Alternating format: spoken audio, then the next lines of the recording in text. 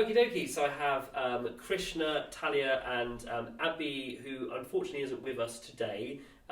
It's a presentation for the Level 3 Film Scene Recreation Project. Yeah. So, ladies, over to you. Okay, so we've chosen the very first script, which is where there's a teenager who sees something through her window, but then, and she looks away, looks back, and the thing's gone, and then her friend calls at the end. So there's like 3 people needed for it, which is convenient because we've also got 3 people in our group. And then we've decided roles, so I'll be the teenager, the mysterious figure will be Abby, and then the teenager's friend who calls at the end will be Talia. Is that how Abby likes her name to be spelt? Yeah. Oh, I've done it wrong. Sorry, Abby, if you're hearing this back.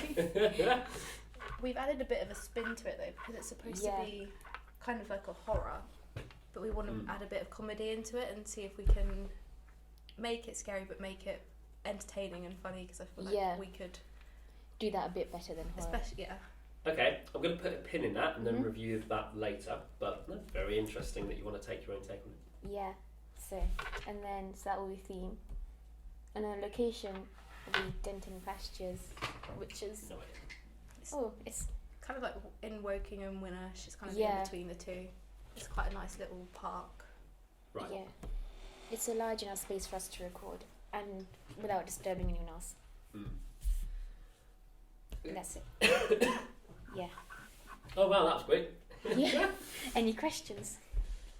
Yes, unless there's anything you wanted to mention other than that. Well, with the theme we went, which was comedy, we're gonna adapt the characters slightly. So like the way they would act and the way they would talk would be a bit more comical, so it would make it funny. Okay, no, thank you very much for your presentation. So the pin I'm going to take out in regards to the added comedy element, I was going to ask, how is that going to be added in? You've mentioned slightly that you're going to adapt the characters. Surely you are adapting the characters already because you have a blank canvas for the script. Yeah. You have no idea, well, I hope you have no idea what film or TV show this has come from. So how will you be adding the new comedic element to these characters to make it more of a comedy / horror? Well, Horror-com. So Comorror. Yeah. So the mysterious figure, which will be Abby, she's gonna, I don't know if you know what it is, but a chav. Was I born yesterday? Yes, I do. Oh, okay, that's good. So she'll be a chav. Kind of like an old-fashioned chav though, I feel. Yeah. Not like what you would class as a 2023 chav. Yeah. Okay, sure. Yeah. And then, so me, the teenager, I'm gonna put on, like, she's gonna be Indian, so she'll have a very strong Indian accent. Okay. Yeah. And then, then we have the friend at the end. She's not gonna be funny. No. Okay. Yeah. So just sort of maximising the satire. Yeah. Okay. Like the enthusiasm. Dancing around the idea of maybe I don't know. Just be careful because satire is good, but sometimes it can go a bit too extreme. We won't do it too much. We'll know when to stop. No, that sounds okay. Yeah, cool. I like how you guys have given all 3 of you, who I'm sure will be... Sorry. You okay? No? Hope she's okay. I like how you 3 have all gotten an acting role. What are you guys doing from a technical standpoint? So we won't have all 3 of us in a scene at once, so we'll just rotate the camera around so we all get to film. Fantastic. And then editing will be done individually, so... As expected, but I think it's fantastic that you want to obviously get everyone a fair shot at doing something. I think people can fall into the trap of, oh, I'll be camera and you'll be sound and everything, but that's actually quite a nice way. Gives everyone a bit of experience with all of the kit and everything you need. Speaking of kit, what were you guys planning on using? Because it wasn't present in the presentation, but I understand that you're a person down, so I can cut you a bit of slack. Well, we were thinking we would just use our phones and then if we don't get recording that well, we'll just do a voiceover on top. Right. It's possible. Mm-hmm. I mean, we have phone mounts that can help with stabilization. We also have gimbals that can help with stabilization as well as moving it. Yeah. I would say agree to disagree on an equipment list that you need. Paul is obviously going to be with you in the afternoon today. Mm-hmm. I'm sure he can help you out with as much or as little kit as you need. But I think having an idea with some form of equipment plan will be essential, rather than just scrambling around in the last 5 minutes of the day before you go home. Yeah. It's just something to think about, really. Yeah. So yeah. Phones are fine. However you want to do it, it's fine. I was mentioned to another group, you can obviously rehearse things and the quality doesn't matter, but remember this is for your, this is a skills building project.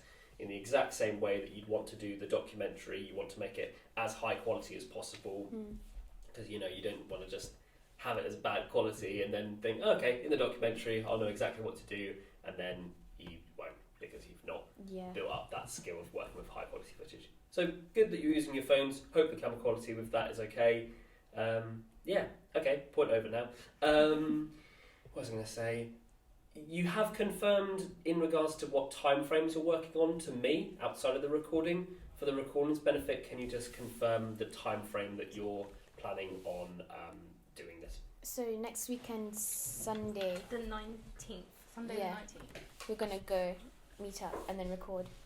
Probably more in the late afternoon, so it's not going to be that busy time rush with people.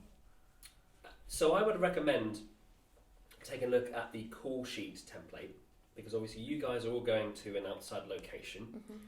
I assume you're all coming from different places, different directions. You're coming from Reading.